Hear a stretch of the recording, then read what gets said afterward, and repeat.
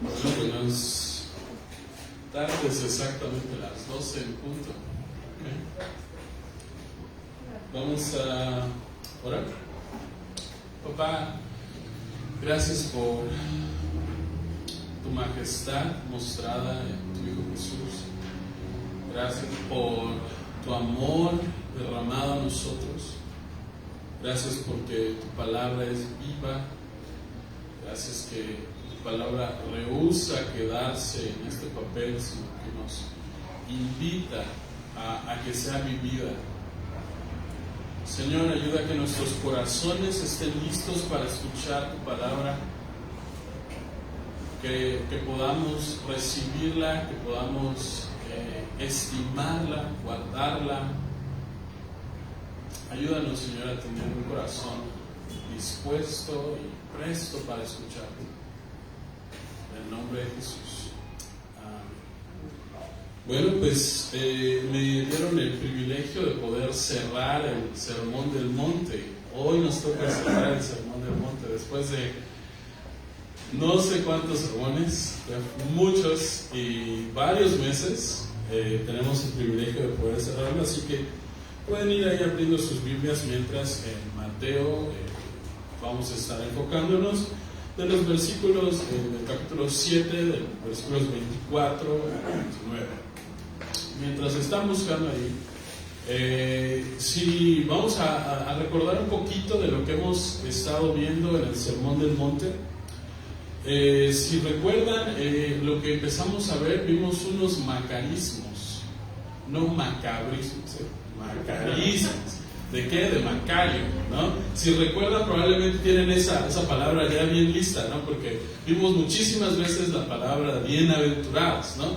Que en el griego original, como lo estudiamos muchas veces aquí, es Macarios, ¿no? Entonces vimos varios macarismos. Vimos cómo Jesús además nos exigía una justicia mayor a sus seguidores que aquella que los fariseos estaban presentando.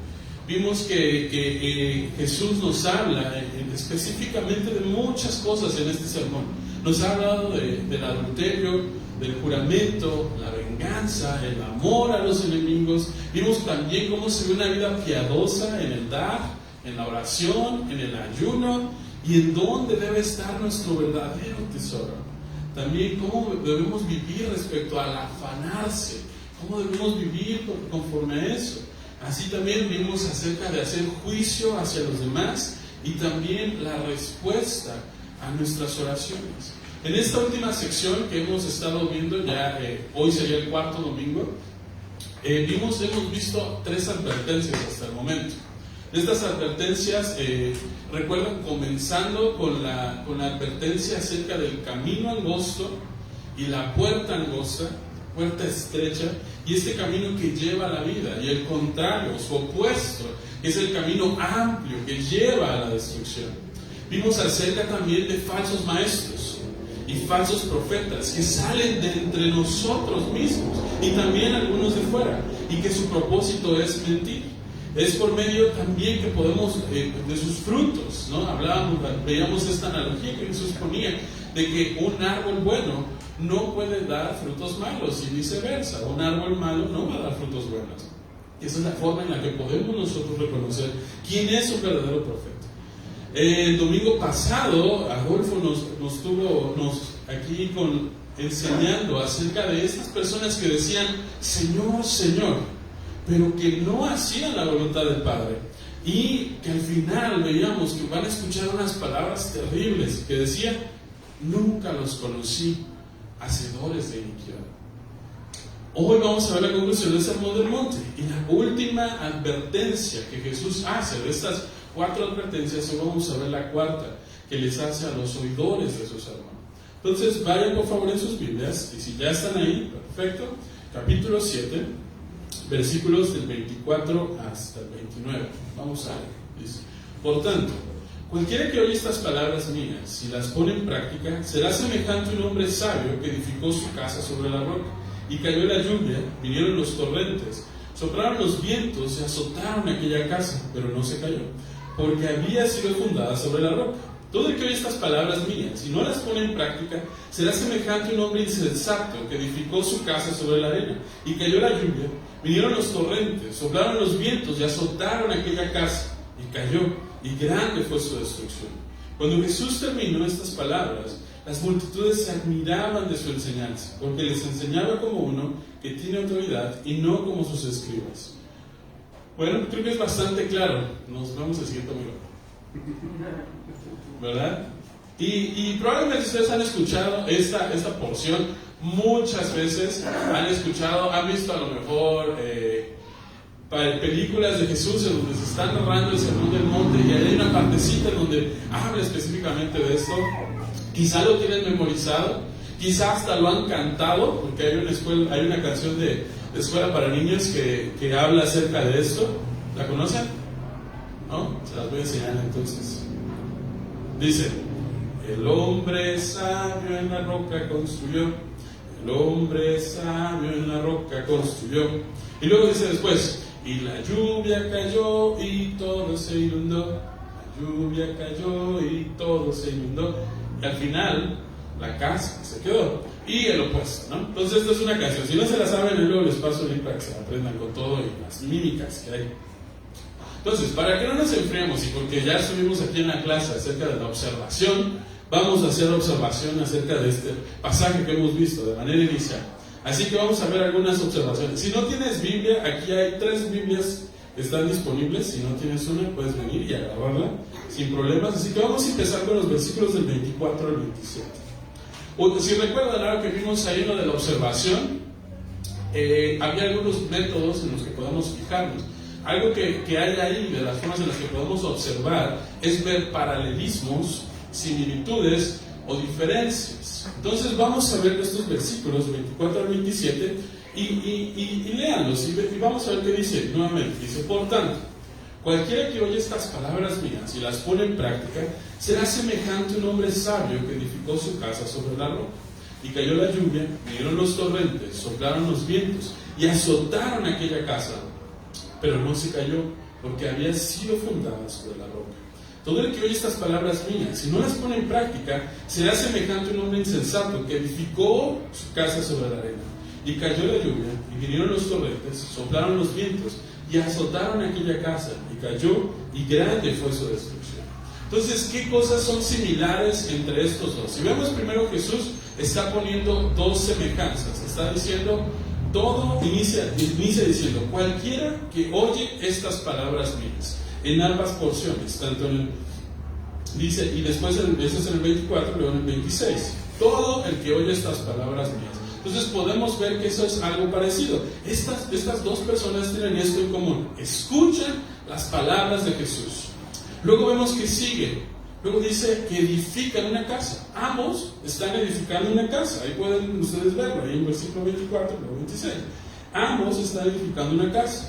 Y luego otra cosa que tienen en común es que dice que cayó la lluvia, vinieron los torrentes, soplaron los vientos y azotaron aquella casa.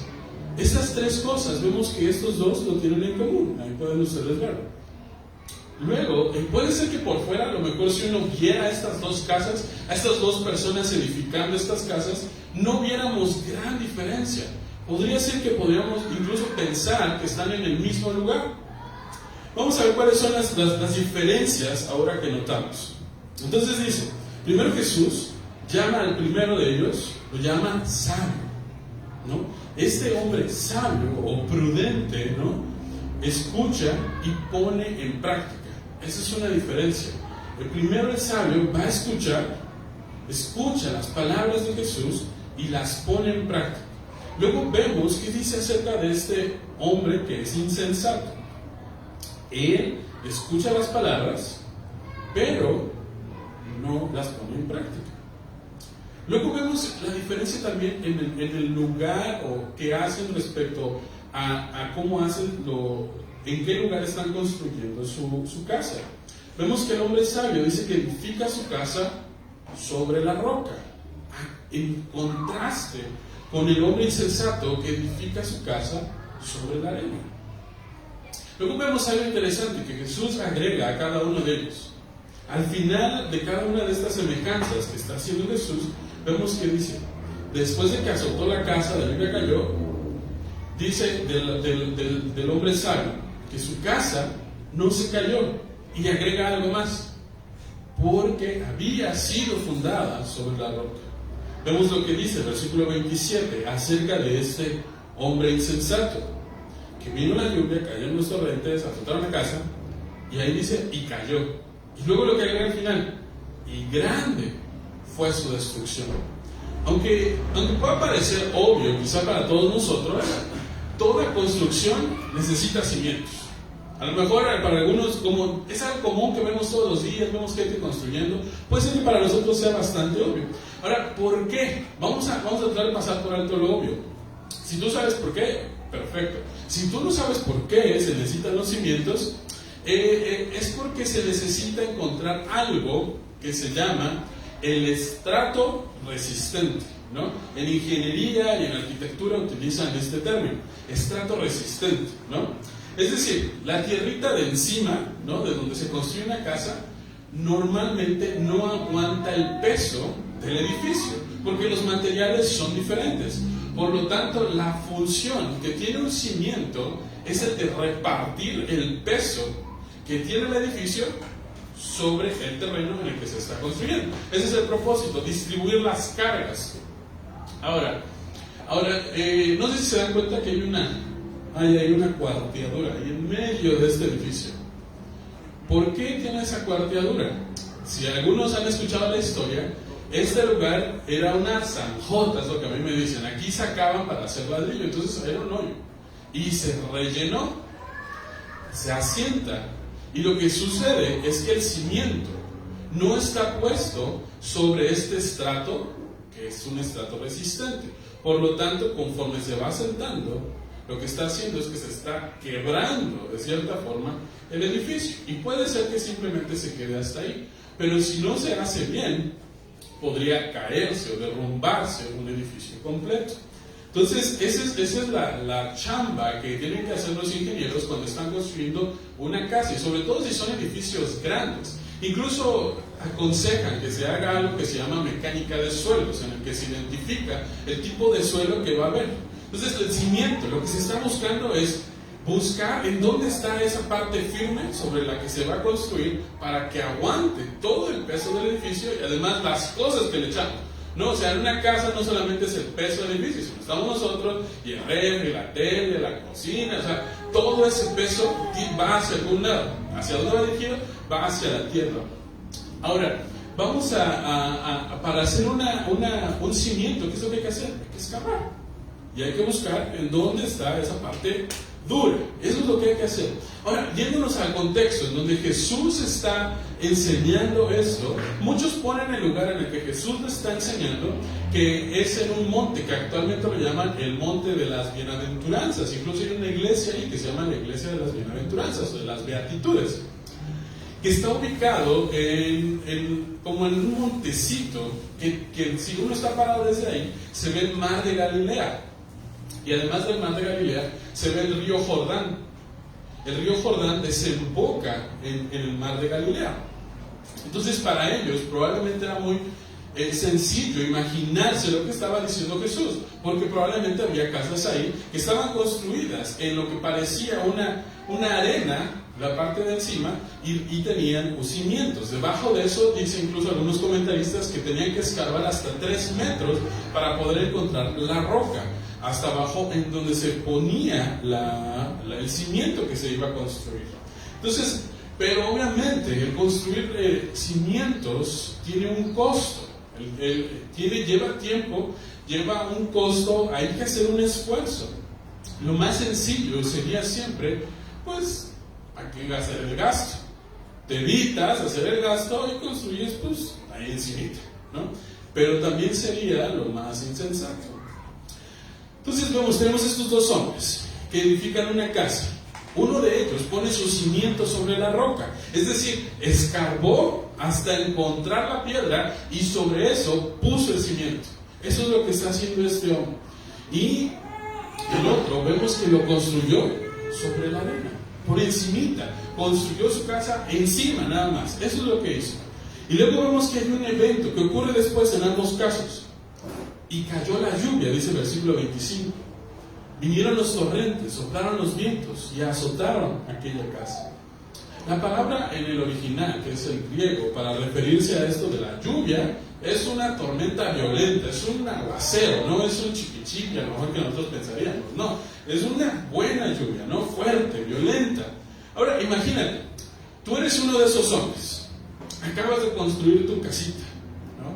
Tienes vista ahí hacia el mar de Galilea, ves que desemboca el río Jordán ahí. Además puedes ver que dicen que ahí en el mar de Galilea la tierra es muy fértil. Entonces crece de todo, es verde y se ve increíble. Imagínate, construiste ahí tu casita, ¿no? Y luego viene una tormenta, una tempestad terrible y estás en una ladera porque estás encimita y empieza a deslavarse poquito a poquito por la cantidad de agua. ¿Has visto cuando pasa eso? ¿No? Cuando si estás en alguna montaña y normalmente si no hay plantas, cosas así, se empieza a deslavar y empieza a gastar, a erosionar la parte de encima de donde está el terreno en el que está. Imagínate, estás ahí y ves cómo empieza, y luego no solamente eso, el viento empieza a golpear fuerte en contra de tu casa, hay una tempestad, empiezan los ríos. Esta palabra de torrentes, si ven ahí en la nota que dice, es ríos, ¿no? Es otra forma de decirlo. Vienen los ríos, tú estás allá dentro de tu casa, pero te acuerdas que tú buscaste hasta 3 metros allá abajo para ponerle los cimientos. Entonces, aunque se empieza a deslavar la parte de arriba, hay viento fuerte, tu casa no le pasa nada. Pero ¿qué pasa si tú fueras el otro que construyó la casa, pero no le puso cimientos? Y poco a poco te empiezas a dar cuenta que se empieza a deslavar un poco de lo que está pasando. Vienen las aguas. Dice la versión paralela en Marcos, que cuenta esto, que se inundó.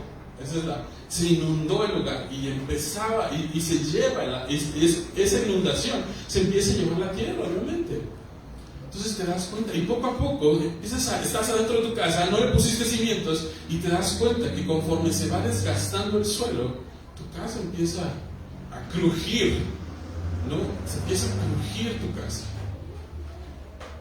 Y al final esta casa puede derrumbarse, puede tornarse. Y Jesús dice específicamente que el destino de esta casa va a ser una gran destrucción. En la versión Reina Valera dice, y grande fue su ruina. Entonces podemos ahora relacionarnos un poquito más con lo que Jesús está diciendo ahí. Vamos a regresar un poquito otra vez a los versículos 24 y 26. ¿Cuál es la diferencia entonces? ¿Qué hace la diferencia entre estos dos hombres? Además de que vemos que el cimiento, pero ¿qué es lo que Jesús está haciendo la semejanza? Jesús está haciendo la semejanza, y la diferencia principal que Jesús está marcando es una sola palabra, que está en los versículos 24 y en el 26. ¿Qué dice el versículo 26? Y no las pone en práctica, en comparación con lo que dice el versículo 24, que las pone en práctica, no las pone en práctica. Una sola palabra es la diferencia, pero realmente esa es una gran diferencia. En la Biblia tenemos nosotros varios ejemplos acerca de oír a Dios y no obedecer sus mandamientos. Uno de los ejemplos quizá claros que podemos nosotros ver es a Salomón.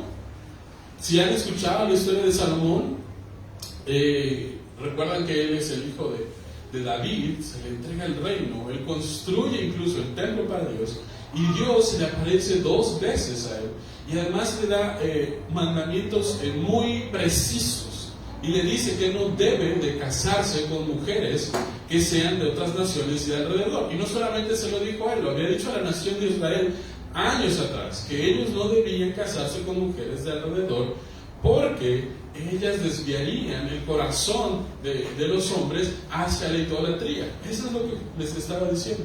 ¿Y qué es lo que hizo Salomón?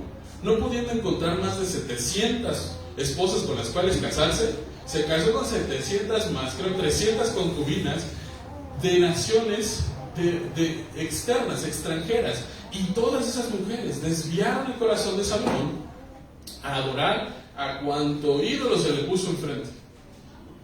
Salomón, el segundo hombre más sabio que ha habido sobre la tierra, el primero es Jesús, Salomón, quien Dios lo invistió de de sabiduría y conocía, ¿no?, las palabras de Jesús, las palabras de Dios, lo que Él había dicho, y aún así Él va y no hace lo que Dios le está diciendo. Adoró a diferentes dioses. Entonces vemos lo peligroso en lo que nos está presentando Jesús. Es que en la similitud de estos dos casos, los hombres están escuchando las palabras de Jesús, están edificando una casa. Vemos que hay una similitud en eso. Y podría ser que no se vea una gran diferencia en cuanto a sus vidas. La forma en la que están construyendo sus casas, quizás si alguien los ve, podrían ver que ambos están construyendo sus casas, ¿no? Vemos que ambos están escuchando la palabra de Jesús.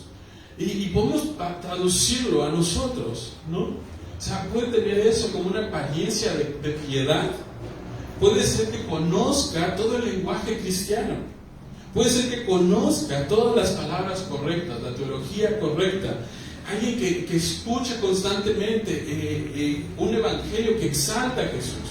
Puede ser alguien que escucha verdades preciosas del evangelio constantemente. Alguien que lo llama Señor, Señor.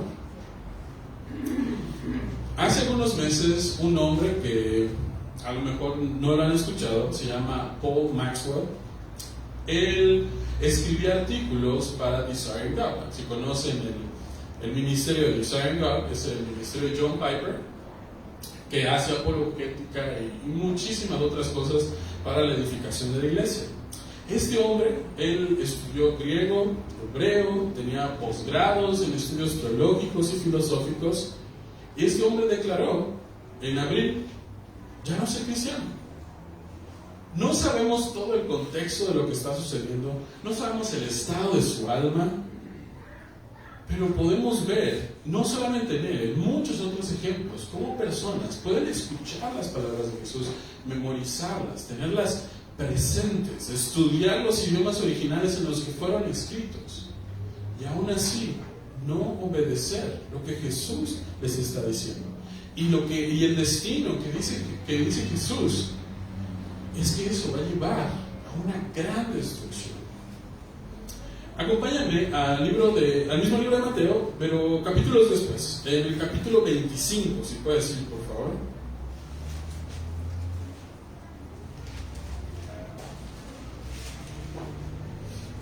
Y esta es una parábola también bastante conocida. Capítulos 25, del 1 al 13 vamos a estar. Mateo 25, del 1 al 13.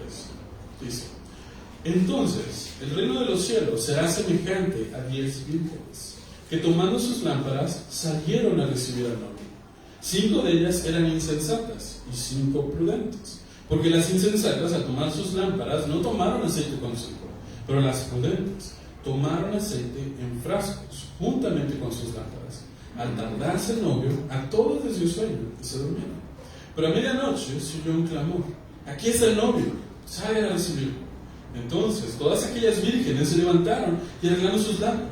Y las insensatas dijeron a las prudentes: denos de su aceite, porque nuestras lámparas se apagan.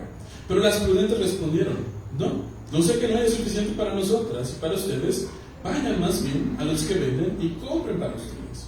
Mientras ellos iban a comprar, vino el novio, y las que estaban preparadas entraron con él al banquete de bodas. Se cerró la puerta. Después vinieron también las otras vírgenes diciendo: Señor, Señor, ábrenos. Pero él respondió: en verdad les digo que no las conozco. Algo interesante es que las palabras originales igual para referirse a tanto insensatas como prudentes son las mismas palabras que Jesús está utilizando para referirse a estos constructores. Ahora también no sé si te pareció familiar con lo que vimos el domingo pasado. No, hay una similitud en lo que está diciendo. ¿Qué es lo que dicen estas mujeres cuando se cierra la puerta y ya no pueden entrar? ¿Qué le dicen al novio? Señor, Señor, ábrenos. ¿Y qué les responde el novio? No las conozco. ¡Wow! Es tan similar también a lo que vimos el domingo pasado. Y si no te acuerdas, vamos a ver lo que vimos el domingo pasado, Mateo 7. Regrésate a Mateo 7. Los versículos anteriores, del 21 al 23. No todo el que me dice, Señor, Señor, no todo el que me dice Señor, Señor, entrará en el reino de los cielos, sino el que hace la voluntad de mi Padre que está en los cielos. Muchos me dirán en aquel día, Señor, Señor, ¿no profetizamos en tu nombre? Y en tu nombre echamos fuera demonios, y en tu nombre hicimos muchos milagros. Entonces les declaré, jamás los conocí, apártense de mí, los que practican la iniquidad.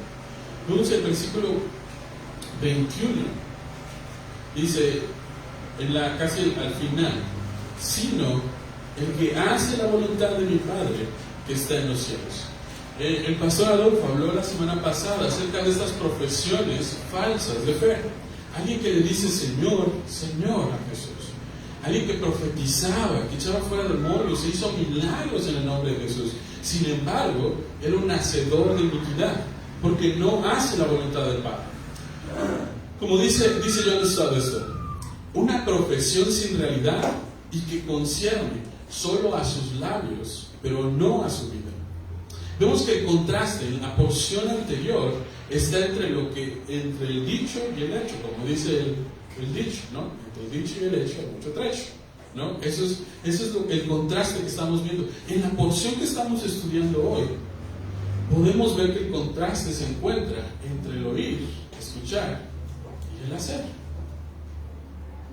Al identificarnos nosotros con las palabras de Jesús, definirnos a nosotros como sus seguidores, profesar ser seguidor de Jesús, pertenecer a una comunidad local de creyentes, eso menciona esto. Eso coloca sobre nosotros la seria responsabilidad de asegurar de que lo que sabemos, lo que escuchamos, lo que decimos, se traduzca en lo que hacemos. Luego vemos versículos 25 y 27 también, en la parte final, dice: y cayó la lluvia, vinieron los torrentes, soplaron los vientos y azotaron aquella casa. Tanto el 25 como el 27 tienen exactamente las mismas frases. Las tormentas en el Antiguo Testamento, las lluvias, se relacionan comúnmente con el juicio divino.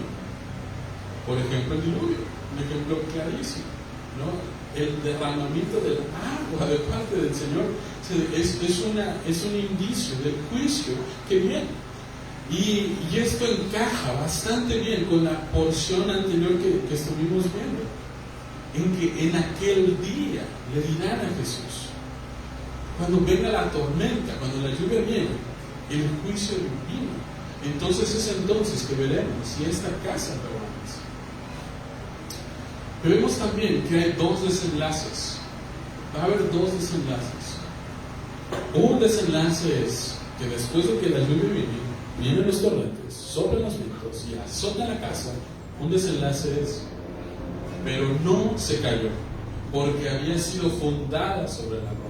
La otra, en la Nueva Versión Internacional, dice había sido cimentada sobre la roca.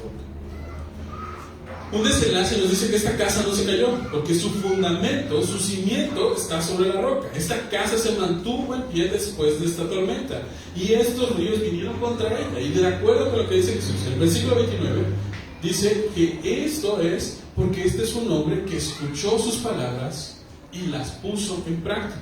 Este es el motivo por el cual la casa permanece, porque escucha y pone en práctica. Por la obediencia a las palabras de Jesús es entonces que esta casa se va a permanecer. Vemos el segundo desenlace. Llega la lluvia, vienen los torrentes, soplan los vientos, azotan aquella casa. ¿Y cuál es su desenlace? La casa cayó. Y grande fue su destrucción, grande fue su ruina. Entonces, ¿cuál es la semejanza que está haciendo aquí Jesús? En este caso, es de que todo aquel que escucha sus palabras y no las pone en práctica, grande va a ser la destrucción de esa casa. Entonces, Jesús nos está enseñando que nuestra salvación depende de nuestras obras. ¿Eso es lo que Jesús está enseñando? O con las palabras que estamos viendo hoy, que poner en práctica las palabras de Jesús, ¿es entonces eso lo que nos salva? Y la respuesta es un rotundo no. En diversas ocasiones Jesús mismo afirma a varias personas que han sido salvadas por medio de la fe. Y la Biblia claramente establece que nuestra salvación no es por obras, no es por medio de lo que nosotros podamos hacer. ¿Por qué? Porque nuestras obras serían insuficientes. Lo mejor de nosotros es completamente insuficiente para poder nosotros intentar siquiera ganar la salvación. Dios demanda perfección y nosotros somos incapaces de proveer esa perfección. Nosotros no tenemos en nosotros la habilidad de poder proveer en nuestras propias obras perfección que Él necesita. Entonces nosotros, la base de nuestra salvación es por medio de la fe en Cristo, en su obra de Él, no en nosotros, en lo que Él hizo, no en lo que nosotros podamos hacer, porque nosotros no lo vamos a poder lograr. Entonces, ¿qué nos está diciendo Jesús? Si me pueden acompañar, vamos a Santiago, capítulo 1.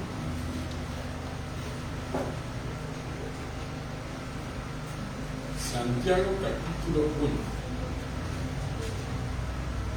Versículos vamos a ver 22 al 25.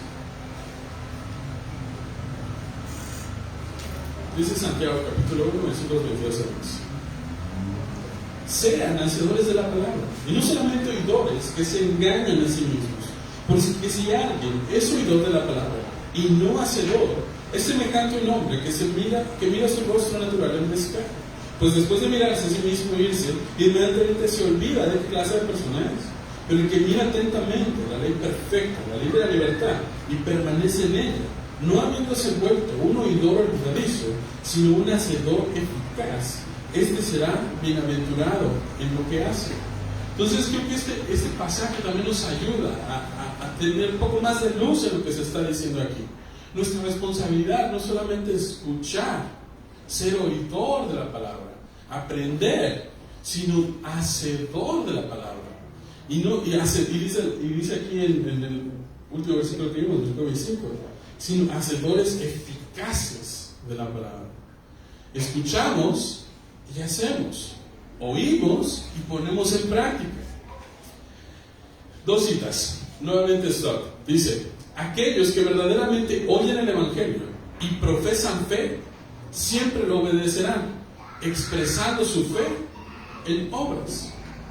Dice MacArthur, profesar conocer a Dios y su verdad, pero no seguir a Dios ni vivir su verdad de manera obediente, es estar engañados, es haber entrado por la puerta ancha y estar caminando por el camino espacioso que lleva a la perdición, es haber edificado una casa sobre la arena. Decir que conocemos a Dios, escuchar palabras de Jesús y no ponerlas en práctica, es edificar tu casa sobre la arena. Y también interesantemente, el poner en práctica las palabras de Jesús incluye lo que Jesús dijo en Mateo 28, 18 al 20, conocido como la Gran Comisión. Algunos quizás se lo saben de memoria, lo pueden recitar. Lo voy a leer en la versión Nueva Versión Internacional. Dice, Jesús se acercó entonces a ellos y les dijo, se me ha dado toda autoridad en el cielo y en la tierra. Por tanto, vayan y hagan discípulos de todas las naciones, bautizándolos en el nombre del Padre y del Hijo y del Espíritu Santo, enseñándoles a obedecer todo lo que les he mandado a ustedes. Y les aseguro que estaré con ustedes siempre hasta el fin del mundo. Parte de nuestra responsabilidad es que seamos hacedores eficaces, escuchar y hacer, y además enseñar a otros a que hagan lo mismo, a obedecer todo lo que Jesús nos ha mandado. Mi abuelo, él se dedicaba al acarreo de materiales pétreos, es decir, arena, grava y todo esto. Él se dedicaba por muchos años a esto. Cuando él construyó su casa, él no temió en poner lo que tenía a su disposición. De tal forma que uno de los muros de la casa de mi abuela, y mi abuelo ya no vive, mi abuela es la que está ahí, tiene más o menos 1 metro de ancho, así, con pura piedra de arriba, ¿no? Eso es una pared. Ahora, lo más impresionante de esa casa son los cimientos. Los cimientos están hechos de cantera, ¿no? Si conoces la cantera, es una piedra muy fuerte. Y además, le puso unos cimientos, la parte más angosta de esos cimientos mide unos 80 centímetros. Y de ahí además se va así, hacia el suelo. Creo que mi abuelo iba a construir como una casa de 10 pisos ahí en esos cimientos, unos cimientos impresionantes, unos cimientos que pueden soportar muchísimo, ¿no? Y la casa no es tan grande para esos cimientos, los cimientos son exagerados para esa casa. Y los sismos, ni hablar, le hacen los mandados a esa casa. No se mueve nada, no se quiebra nada, ¿no? Que tiene unos cimientos bastante fuertes. Entonces una pregunta para nosotros es: ¿cómo estamos nosotros edificando nuestra casa? ¿Cómo estamos edificando nuestra casa? ¿Estamos siendo un hombre sabio que escucha las palabras y las obedece? A este mensaje, no lo mencioné, como título le puse el único cimiento. La otra casa que está sobre la arena no tiene cimiento, ¿no? Muchas veces vemos los dos cimientos. Realmente la casa que está sobre la arena no tiene cimiento, nada más está echada ahí encima de la arena.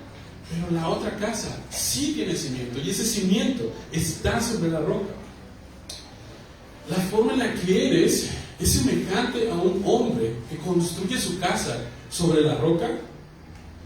Y eso significa que escuchas las palabras de Jesús y las pones en práctica. No solamente esta pequeña porción, todo lo que dice el Sermón del Monte también. Y no solamente eso, todo lo que Jesús nos ha enseñado, no solamente eso, todo el consejo, la palabra de Dios, las palabras de Jesús, las estamos escuchando, las estamos poniendo en práctica por medio de nuestras obras. Puedes venir cada domingo a la iglesia, puedes venir a las reuniones de los jóvenes, cualquier otro evento que tengamos aquí, puedes memorizar la Escritura, pasajes pequeños, libros enteros, todo el Nuevo Testamento si quieres. Hay personas que dicen que pueden memorizar o que tienen memorizado todo el Nuevo Testamento. Puedes leer libros con buena enseñanza, puedes ver sermones en YouTube con los mejores predicadores, con la mejor teología, todo el día si quieres, uno tras otro. Puedes escuchar podcasts que hablan acerca de las gloriosas verdades de Jesús. Puedes escuchar música cristiana día y noche. Puedes leer a los puritanos, a los reformadores, a los padres de la iglesia. Y incluso, como miramos el domingo pasado, puedes decirle a Jesús: Señor, Señor. Puedes ser un cristiano profesante. Pero si todo esto que estás escuchando, todo esto que estás atiborrando en tu mente, no mueve tu corazón a que hagas, a que pongas en práctica todo esto que estás escuchando, entonces eres como un hombre insensato que está construyendo su casa sobre la arena. Y el destino de esto es la destrucción. Y tu casa no va a permanecer de pie, va a caer en gran ruina. Mi esposa y yo hemos estado buscando un terrenito ya por algunos meses. Hemos buscado un montón de lugares. Y algo que hemos notado cuando alguien está publicando en Facebook o algún WhatsApp o lo que sea, es que normalmente tratan de venderte el terreno con las mejores características posibles, ¿no?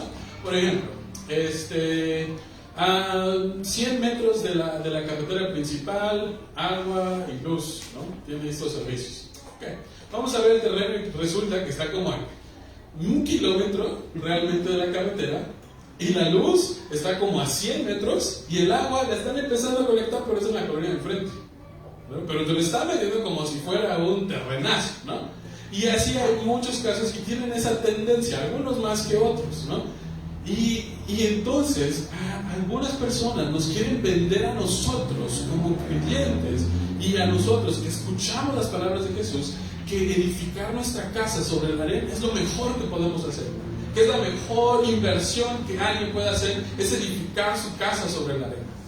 Nos quieren vender eso, y a veces somos tentados nosotros a aceptar esa oferta. Suena bien, nos gusta escuchar eso, pero esa es una casa que no tiene fundamento. Esa es una casa que está encima, nada más.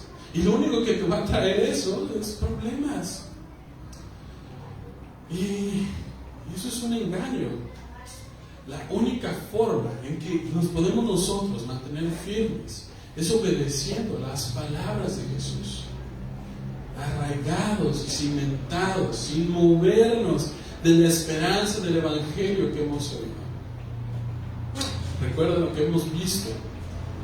Amplio es el camino que lleva a la destrucción. Que decía Omar, los falsos profetas están ahí en la entrada de esa puerta diciendo, por acá, por acá. Son esos mismos los que te están diciendo, la casa sobre la arena es lo mejor que puedes hacer. Son esos mismos. Y lo interesante es que salen a veces de entre nosotros. Y a veces pueden venir bastante escondidos y otras veces pueden ser cosas muy claras. Hay cosas que están entrando en el mundo en el que vivimos, no solamente dentro de la iglesia, en el mundo en el que vivimos, que están empezando, y hay unas que han estado por muchos años, y otras que empiezan más fuerte, y muchas son cíclicas, ¿no? Empiezan, caen, y vuelven ciertas corrientes filosóficas y de pensamiento que empiezan a hacer, ¿no? Como por ejemplo, que no hay una verdad absoluta, ¿no? Posmodernismo. Que la Biblia tiene errores, realmente no es infalible, realmente no es la palabra inspirada de Dios. Jesús es uno entre muchos, realmente, es uno entre muchos. Él era solo un maestro.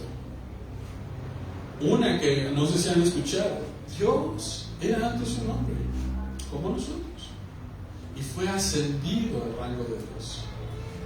Esa es de los mormones. Bueno, vamos a continuar. Versículos 27, 28 y 29. Del capítulo 7. Versículos 28 y 29. Cuando Jesús terminó estas palabras, las multitudes se admiraban de su enseñanza, porque les enseñaba como uno que tiene autoridad y no como sus escribas. El libro de Mateo tiene 5 discursos. Si tienes una edición de letra roja, así como la que tengo yo, vas a ver que hay 5 porciones grandes de puritita letra roja, ¿no? Así nada más viéndolo te puedes dar cuenta, ¿no? Tiene 5 discursos, y entre esos discursos hay diferentes cuestiones que suceden. ¿Por qué lo menciono? Este es el final del primer discurso que pone Mateo. Este es el final de este primer discurso, que lo conocemos como el Sermón del Monte. Y es de hecho uno de los más largos. Cuando luego vemos la palabra que dice ahí, que las multitudes se admiraban de su enseñanza. Esa palabra de se admiraban es un poco más fuerte a lo mejor de lo que nosotros podemos pensar. Estaban atónitos, anonadados, impresionados, boquiabiertos de su enseñanza. Y a lo mejor uno podría pensar inmediatamente, wow, están captando todo lo que Jesús está diciendo y están siendo movidos sus corazones. Pero realmente vamos a ver que no. Están admirados, impresionados, pero de una manera un poquito diferente. Esta admiración no significaba inmediatamente una aceptación. Y lo vamos a ver, lo voy a mencionar rápidamente y lo puedes tú ver en tu casa después con calma, que hay algunas reacciones similares que vemos que suceden en las multitudes cuando Jesús está enseñando, cuando hay un grupo de personas a las que les está enseñando. Por ejemplo, cuando se asombraron, y que parece incluso con cierta indignación, cuando Jesús enseña en la sinagoga de su propio pueblo. Y dice en Mateo 13:54, y llegando a su pueblo, les enseñaba en la sinagoga de ellos, de tal manera que se maravillaban y decían, ¿dónde obtuvo tal sabiduría y estos poderes milagrosos? En otra ocasión, también cuando los discípulos están viendo la dificultad que pone Jesús, que les presenta para los ricos, para que puedan salvarse, algo que es impresionante para ellos, dicen, al oír esto, los discípulos estaban llenos de asombro. Esas son las mismas palabras. Y decían, entonces, ¿quién podrá salvarse? Una última. También cuando lo están cuestionando respecto a la existencia del matrimonio en la resurrección. Y él dice que seremos como ángeles. Dice Mateo 22:33. Al oír esto, las multitudes se admiraban de su enseñanza. Les causaba admiración, pero no veíamos corazones cambiados, corazones regenerados, estaba causando una admiración de wow, y ya, se estaban quedando solamente ahí. Ahora vemos que lo que les causaba admiración, y si seguimos leyendo, dice, y las multitudes admiraban de su enseñanza. ¿Por qué?